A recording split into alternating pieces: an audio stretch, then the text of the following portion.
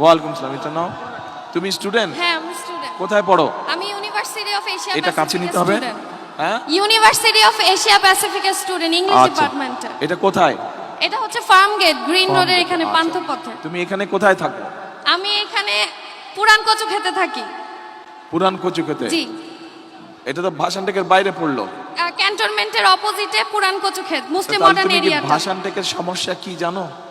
আমাদের এইদিকে তো স্লাম এরিয়া, মানে মানে বলতে বস্তি এরিয়াটা বেশি। তো সাধারণ মানুষের মানে আমাদের ক্যান্টনমেন্টের ভিতরের এরিয়াটা খুব সুন্দর, গুছানো পরিবেশ, সুন্দর পরিবেশ। তো এই দিকের পরিবেশটা যদি আরেকটু সুন্দর হতো, সেক্ষেত্রে আমাদের মানে পুরো জোনটা একই রকম দেখা যেত, সুন্দর দেখা যেত।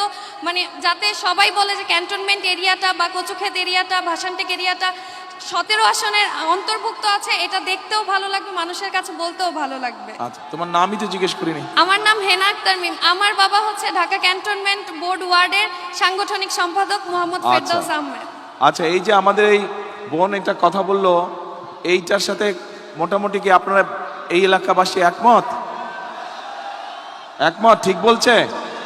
আচ্ছা ঠিক আছে, ওকে, বসো তুমি এবার। ঠিক আছে, আসসালামু আলাইকুম। ওয়ালাইকুম আসসালাম। আসে না আপনি।